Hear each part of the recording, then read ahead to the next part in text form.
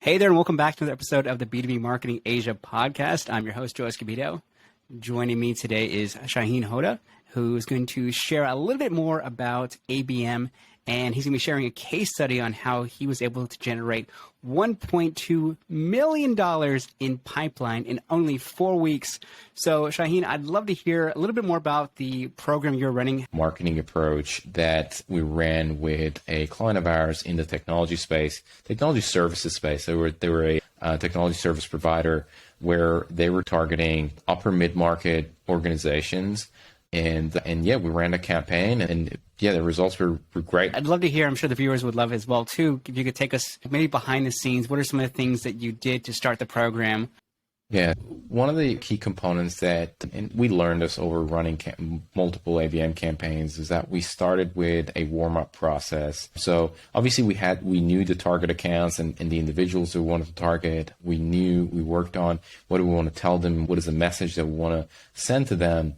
And then we started with a warm-up process, building brand awareness within those accounts. And that was mainly through advertising. We didn't have a lot of budget for that kind of activity, but going through the advertising and making sure that those individuals and those accounts are familiar with what we're trying to do, or what our clients are trying to do, and who they are and what their brand is, so that when the outreach starts, there would be brand awareness and some sort of brand recognition from the perspective of these prospects. And they would be like, I've seen this brand, not sure where I've seen it, but I'm happy to have a conversation with them. And we've seen that has a lift of about 20% or so in terms of booking meetings and having connections with prospects.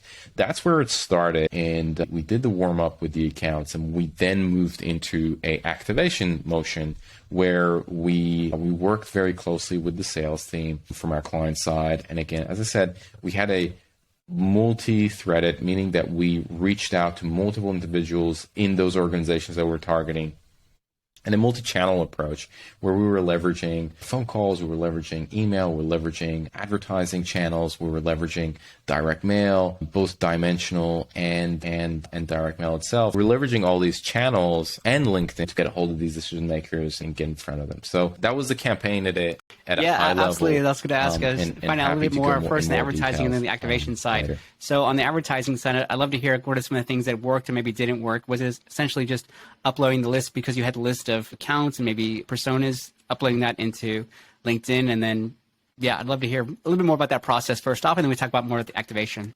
Yeah, one of the approaches that we take with warm up of accounts is that our objective is not to generate leads. Our objective is not for people to fill in forms. If that happens, that's cream on top. But that's not our objective. As I said, it's brand recognition, brand awareness. And we leveraged LinkedIn. We also leveraged a IP targeting tool to target those accounts. And we knew the departments of who we're targeting. We knew the account. So we didn't upload. We just identified the accounts, and we then talked about the departments that we want to target within those accounts. And that was where the advertising started. It was the message around that was all educational. It was basically problem solution focused. We wanted them to consume content, not to fill any forms or anything like that. So we started from there, and then expanded from. We started from problem focus, and then we went to. Yeah, no, I think it makes perfect sense. If I think of it in terms of an analogy, if you're running a marathon, for example, you have to have that warm up with that stretch. Otherwise, you're going to hurt yourself halfway through. So I love the idea of warming them up, particularly if it's not a household name. So, for example, if it's a Salesforce or Oracle or Adobe, like most folks have probably heard of those organizations. But if it's maybe one of the challenger brands where they haven't heard, I think this concept of warming up can be super important. And also, like you said, the goal here was education, not necessarily to fill out the forms, which I wish more B2B brands were doing that in general, instead of just trying to gate things and push it out that way. So I'm glad to hear that you're able to convince the client to do that. But I guess it works in tandem with the other side, which is the activation, which I'd love to hear more about. Because you talked about emails and calling and things like that. But I'd love to hear, was there a particular channel or style that worked best in terms of reaching some of these folks? Yeah, and that's a question that a lot of people ask. And I feel the objective that they ask is, oh, okay, if that's the channel that works best, let's just do that. And unfortunately, it just doesn't work that way. We found that the more channels that we introduce in a campaign, the higher the success of it. And that's primarily because different people respond to different ways of communication. Mm-hmm. There are people that if you cold call them, they would be like, don't talk to me. I don't answer anyone who cold calls, or I don't give an opportunity to anybody who sends me a cold email. But hey, what is this message on LinkedIn? Or what is this? I landed on this website, and all of a sudden there is a chatbot that is addressing me by name, or it is talking about my account. What is that? And maybe they might be more open to that form of communication. So I don't think there is any one form of channel that is like the silver bullet. And I tell everybody that. I'm like, there's no silver bullet. It's just a combination of all these channels that is going to get us to the success that we want to get. Now, sometimes you get amazing responses from some people, especially with direct mail. We do a lot of work on our direct mail and the ideation and the theme around it. We try to make it funny. We try to introduce humor there, and that sometimes entices a very positive response. Sometimes there are negative responses. A lot of times they're like, oh my God, that was amazing. The fact that I got this and the experience. But we always say, again, it's not a silver bullet.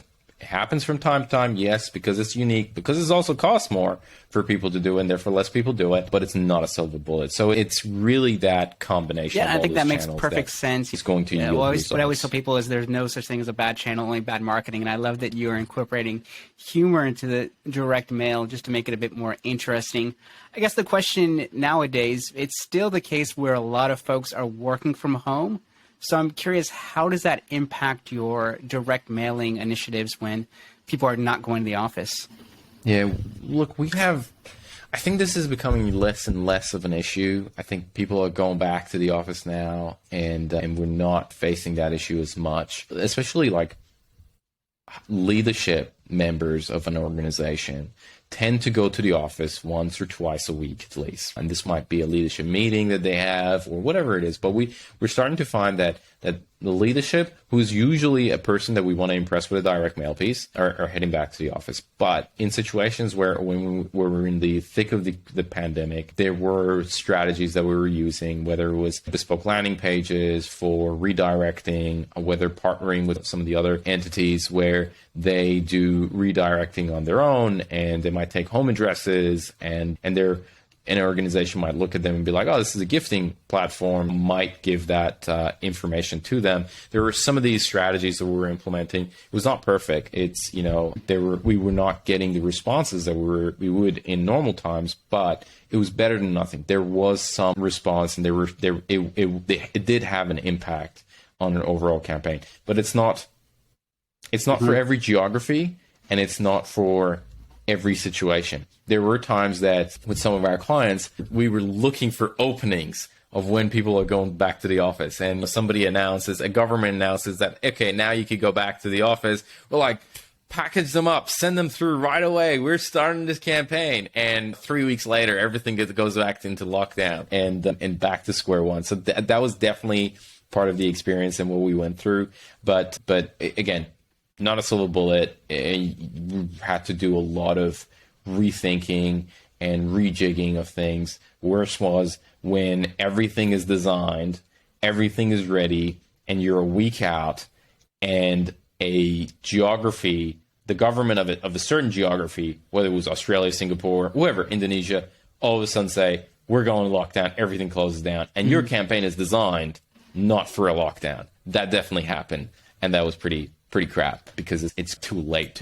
There are too many things in motion, and you would have a lot of losses if you change strategy then. But I think it goes back to what you were saying earlier, with the COVID punches, channels. Man. So, for example, not over relying on direct mail when offices get shut down again. When maybe you're focusing on email or maybe LinkedIn messages, when people are spending more time on social or they're still checking their emails. I guess the one where I'd love to find out a bit more about is cold calling, because you think of cold calling traditionally as a sales activity. I'm curious how you fit that into the ABM umbrella, or was it a separate function of that? Yeah, look, we look at cold calls or even emails. We tend to work with organizations who have SDR units, or they might call it something different, sales development rep, lead development rep, market development rep, whatever they call it, inside sales, because we just see it as a very crucial component of every campaign. And we literally just see it as another channel. So just like you can put a message in front of a prospect through your LinkedIn ads, you can also put a message in front of your prospect through giving a cold call. It is a little bit different, but it is just another channel. And we talk to our customers and we talk to our clients and we say, in some organizations, the SDR function is under marketing, and which I personally think that's the right place for it to be. And in some organization that is not under marketing, there might be very close collaboration. Therefore, they work very closely with each other. Or in some organization that collaboration is not as close, it becomes really challenging to leverage a cold call. So we talk to our customers from right at the beginning. Where this is multi-channel and calls, whether you want to call it cold call or it's a lukewarm call, because again, these accounts are exposed to so many different aspects from your brand, but we definitely want to incorporate that. Yeah, I think that makes perfect sense. I'm curious, what was the ask from these prospects? Was it like attend a webinar? Was it like get a demo? What was the ask, or what was the thing that you were trying to get them to do? This particular case study that we were talking earlier, this was more of an educational ask. That it was clear there was a sales motion behind it, but it was talking about, hey, we know these are some of the problems that some of the organizations similar to you are having, and would love to talk to you and show you how we're solving it. It was very clear that it's bespoke for the organization that we're going after. It was very clear that it is part of a sales motion. So we were not covering that, but we were going from the angle that this is a challenge that a lot of people have. We want to show you how we're solving it for other organizations. It wasn't a particular demo because this was a technology service provider rather than a vendor, but and it wasn't a webinar. It sounds like it's more of a consultative call. If you think about it from a sales point of view, we're here to share more about what we've done. Sounds like It's almost like a quasi case study sharing as well too. Would you include like case studies? Was that kind of the hook? Because I can see that being part of it. Hey, you're working with bank A, for example, and you reach out to banks B and C. Is it a case of saying, hey, here's what we're doing with, let's say, Australia's top banks as an example? Would that hook that might work in the situation?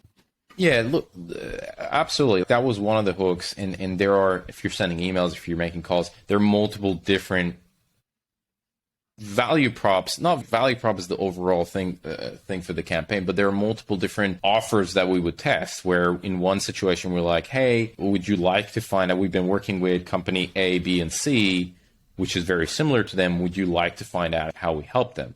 Or we would talk about, we solved this particular problem. We know that you have your staff going remote, and now you have 1,000 different points that are connecting to your company VPN, and that's extremely risky. And we probably understand that you're having sleepless nights of, hey, maybe I forgot one node, and maybe we would have malicious activity coming from someone that is logging into the network, and their kid is connecting through the same Wi-Fi in an unsecure setting, and that could become a compromise for the organization. So we also very clearly depict and show that we understand what are the challenges that they're having, and that might be another offer. So absolutely, talking about case studies and talking about how the organization solves that problem or have solved the problem for other similar companies was definitely part of one of the benefits that the I think about it from an audience or prospect point of view. Like, that's something that can be beneficial to me, is the more tangible kind of things you can provide. So whether it was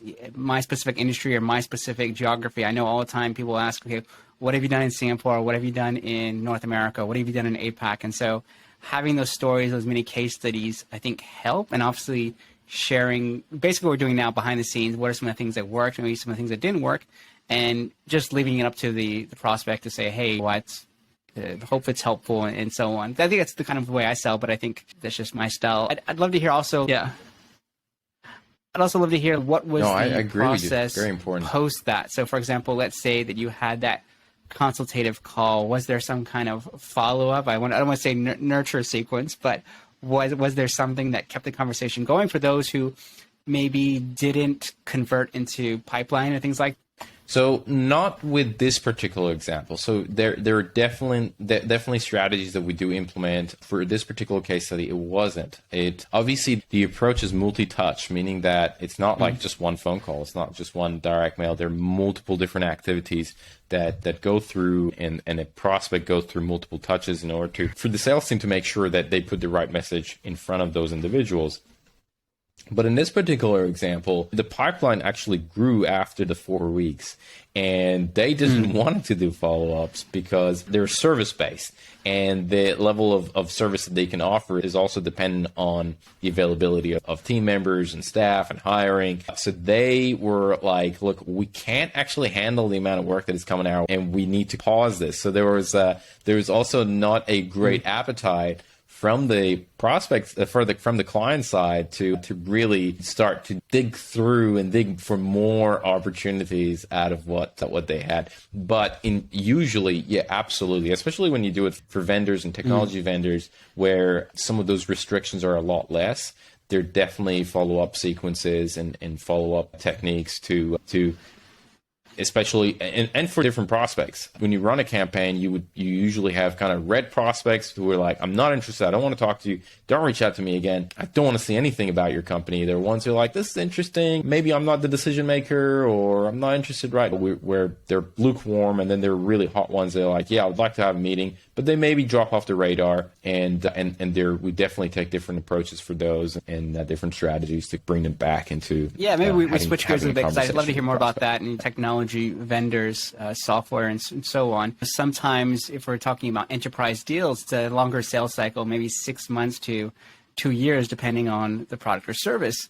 So I'd love to hear, once again, I know it's not part of the original one, but what are some of the things that have worked in maybe running that initial ABM initiative? Maybe it's an ongoing thing where it's a checkup or something every month, or maybe it's something that it's something separate. So I'd love to hear more about that when it's a longer sales cycle.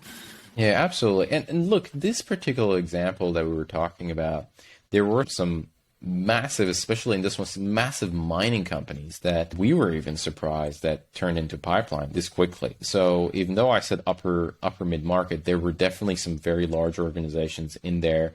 A majority were upper mid-market, but there were some very large ones. And there were big deals that came out of it. I'll just say that. But when we take a look at those larger accounts, the financial institutions, the big mining companies, the big telco, who have tens of thousands of employees, and you're right, sales cycle, just going through procurement itself might be a year-long journey. We usually design a year-long experience for them, where we're saying, what is this account going to experience in the next year, in the next 12 months, in order for us to open up doors? And in those situations, we're not going to have, trying to find the right word, we're not going to have immediate outreach. We're not trying to activate that account right away. And there's going to be, think about the warm-up goes on steroids. You have to have a much more elaborate warm-up process, and warm-up might not even be the right word for it. It is the different motions, and there are different activations. There might be activation for events. There might be activation for webinars. There might be activation for round tables, executive briefings, whatever it is. They're just like the motions completely change, and there are multiple stages that you want to engage that account and keep them engaged in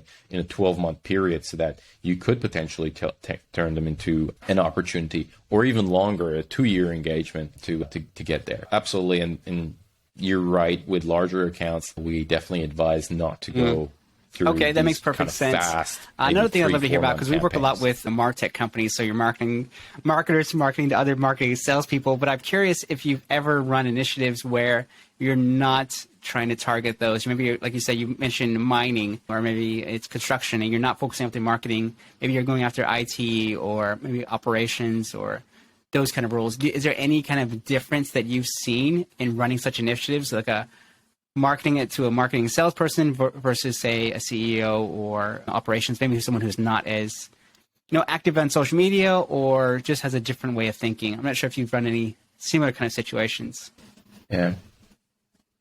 Yeah, absolutely. I think different personas, and this is generalizing, which is not correct, but let's generalize a little bit for the sake of this podcast. I think marketers have a high expectation.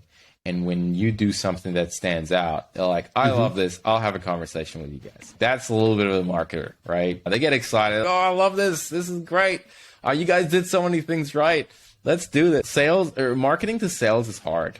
I find that quite challenging, where sometimes it's a bit, you get judged a lot, and I find opening doors with sales is one of the more challenging ones. With IT, is also extremely challenging, but not because of the same reasons. They're not cynical, or they're not, which is, I find, again, I know I'm generalizing here, but I do find that cynicism is a lot in sales, primarily because they implement a lot of the strategies themselves, and they're like, you're not doing that, or you're not doing this. That's not I would do it. That's not how I would do it. So that's one component. IT is just, I feel like, inundated with being targeted.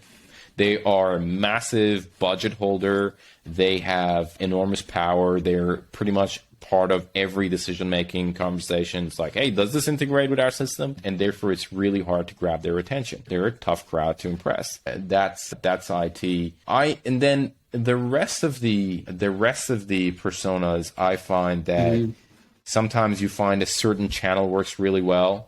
You might not find them at all on LinkedIn. They're not active at all, and that's not the area that they're operating in. And then one channel, maybe, I don't know, phone calls, all of a sudden just outperforms everything else, which again clarifies the importance of having a multi-channel approach. But I find it in a mixed bag, like whether you're going after operation, whether you're going after HR, or some of the other personas, depending on the client that you have. I find it a mixed bag, and I can't say I've nailed down a common thread, or I can generalize. That's my experience is too. Marketers get excited about this new kind of, I wouldn't say flashy, but these new exciting things where salespeople, if I think of it from an entrepreneur or a salesperson's hat, like you're constantly thinking about the numbers, like, am I going to hit my quota and things like that. So they're very focused on what they do. And so everything else that's not within that kind of them hitting their quota tends to get blurred out.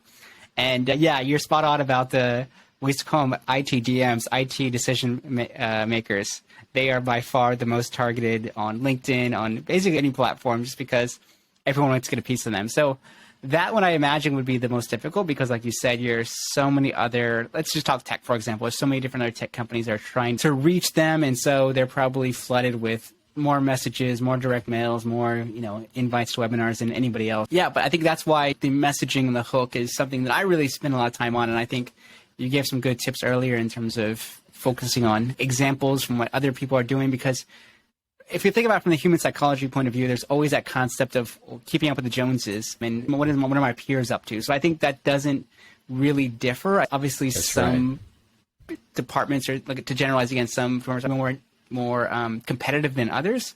But I think that common philosophy of what are my peers up to, if I look at kind of the work we've done over the years, that continues to be one that people want to say, okay, what actually are you doing with in my space kind of thing?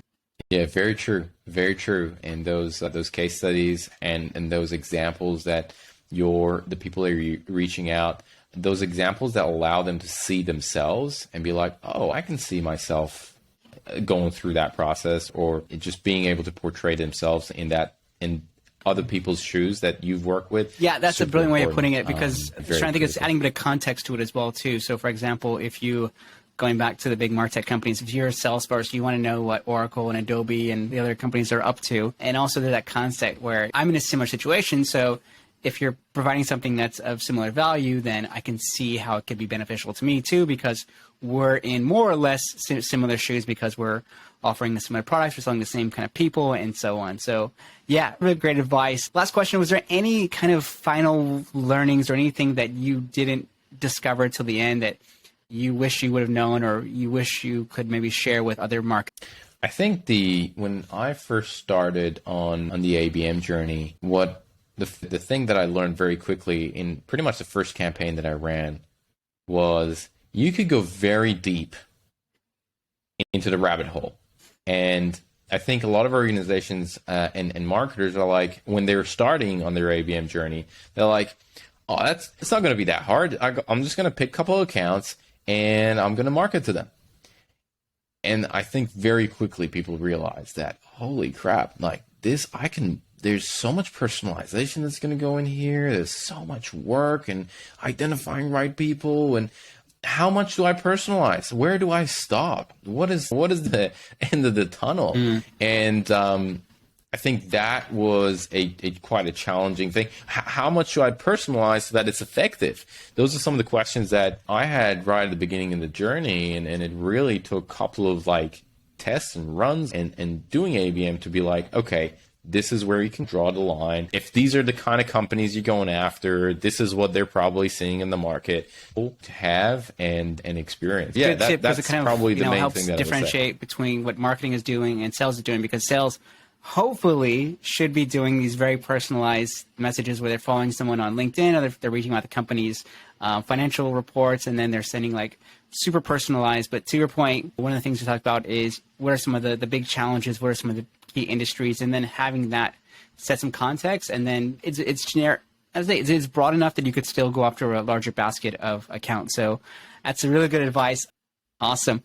Thank you so much. And thank you so much for watching and listening to today's episode. We really appreciate it. And we'll see you on the next episode of the B2B Marketing Asia podcast.